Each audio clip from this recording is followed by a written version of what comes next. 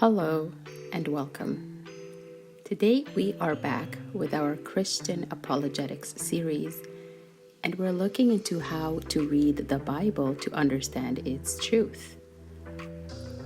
Whether you're curious about what Christianity is or seeking answers to what Christians believe, there's no better source than the Bible itself.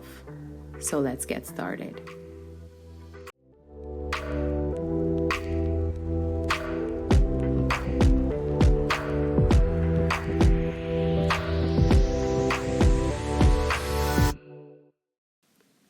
Why is it important in the context of Christian apologetics to understand how to read the Bible? Meaning, why is there a book that needs explanation on how to read it? Well, understanding how to read the Bible is crucial for several reasons. The first one we can think of is just the foundational knowledge. The Bible is the foundational text of Christianity. And so, because apologetics are meant to provide a reasoned defense of the Christian faith, this defense is based on the teachings, narratives, and principles found in the Bible. So, understanding the Bible allows one to accurately represent and defend these teachings. Note also that anything that contradicts the Bible shouldn't be considered Christian doctrine. So, if you're an atheist or a non-religious person wanting to know what Christians believe to be true, you will learn about the doctrines directly in the Bible. The second one we can think about is the context, right? Contextual accuracy. Properly reading and interpreting the Bible helps avoid taking verses out of context. So this is essential in apologetics to ensure that arguments are built on a correct understanding of the text, not on misinterpretations or a misunderstanding. This also helps non-believers to understand and distinguish what are common misconceptions about Christian beliefs.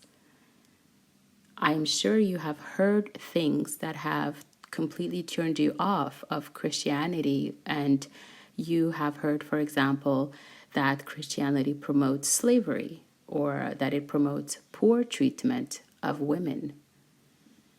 Now, both are false, but you wouldn't know that without reading the Bible.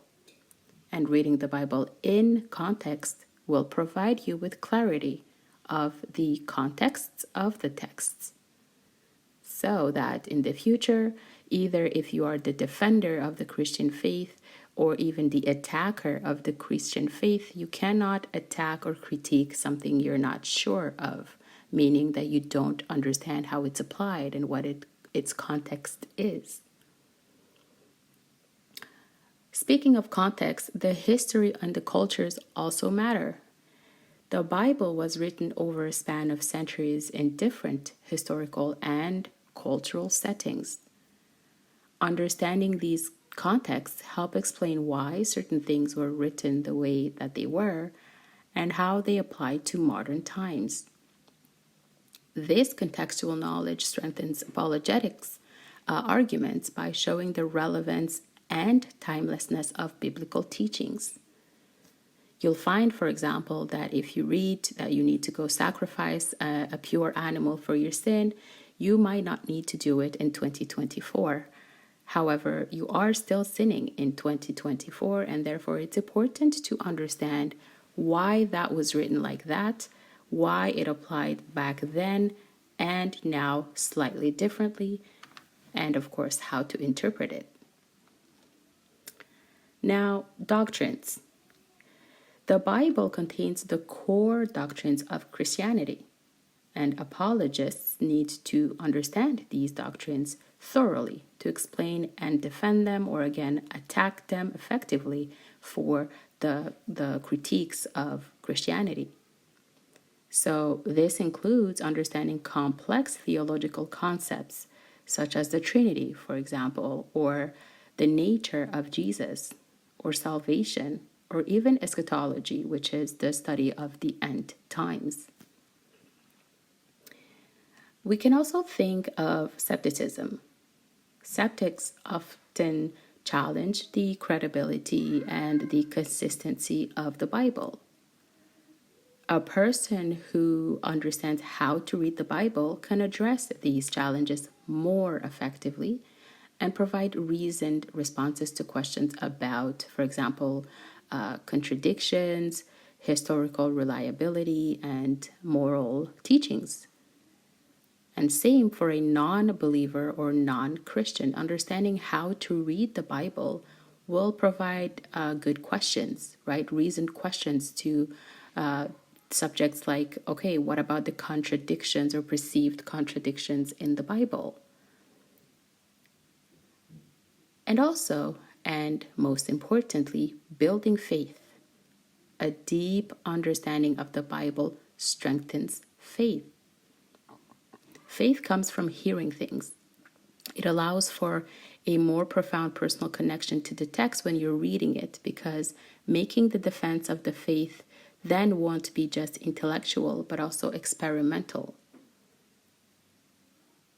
As you start reading the Bible and finding out truth, confirming the origin of things, making connections with what you already know scientifically, with what you already know morally, with what you already know culturally, you find yourself also finding faith.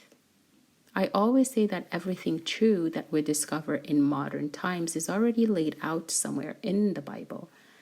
And it's often about science confirming the Bible, culture confirming the Bible, history confirming the Bible, and not the other way around.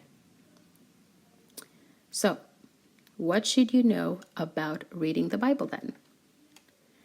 Well, as I mentioned in episode 15 called Bible 101, the Bible is a collection of 66 books divided into the Old and New Testament. It's not just one book, but a library of books written over centuries by various authors. Understanding the Bible starts with understanding its structure. The Old Testament contains 39 books detailing the history, laws, prophecies, and poetry of the Jewish people.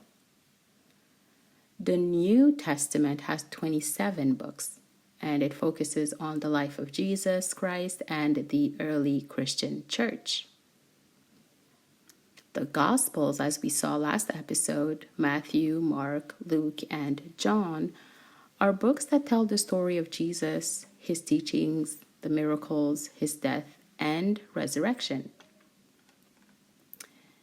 Next, there's the epistles, the letters written by early Christian leaders like Paul, Peter, and even John, providing guidance to the early churches. The Old Testament books give context and background to the New Testament, showing the continuity of God's plan. This is key. I'll repeat it. The Old Testament, the books in the Old Testament give context and background to the New Testament, showing the continuity of God's plan. What about geography now? Well, geography plays a crucial role in understanding the Bible. Knowing where events took place helps us grasp the historical and cultural context. For example, if you understand the significance of Jerusalem and Bethlehem and the surrounding regions, that brings the stories to life. In most Bibles that you pick up today, there are visuals and maps to help you understand the story from a geographical point of view, so do use them as you read the Word. Now, the Bible was written over approximately something like 1,500 years and canonized through a meticulous process. Early church leaders recognized certain books as inspired by God and ensured consistency and authenticity in the scriptures we have today. I will be making an episode specifically on the authenticity and reliability of the Bible in later episodes. If that portion of learning about Christianity is what you are interested in, after all, the biggest critic of, I guess, Christianity from atheists or non-believers or even other religions are the reliability of the Bible. And so if you are one, right, a non-believer, consider subscribing and sticking on this journey to find out more about the reliability of the good book. When reading the Bible, study notes and commentaries can be very helpful. They provide insights into difficult passages, historical context, explanations of ancient customs, definitions of word, etymologies of word. And so study notes or commentaries are often found at the bottom of pages or sometimes at the end of the Bible, and sometimes in separate documents, but prioritize the Bible text itself as the primary source of truth. There are many modern resources available: churches, authors, books, seminars, webinars, and YouTube videos like this one that explain the Word of God and the story of Christians. And while these can be beneficial and are beneficial, nothing compares to the direct source, that is the Bible. So, for those wondering if Christianity is true and why Christians believe what they believe, the answer lies in looking directly at the book. The Bible has been a guiding light for millions, offering wisdom, comfort, but especially truth. So, there you have it. Wherever you are on the faith spectrum, from devout Christian to complete atheist, the series is designed to talk about why it is completely rational to think that God is real and that Christianity is true, and therefore why the Bible is also authentic and reliable. But first, you have to know what is in the Bible.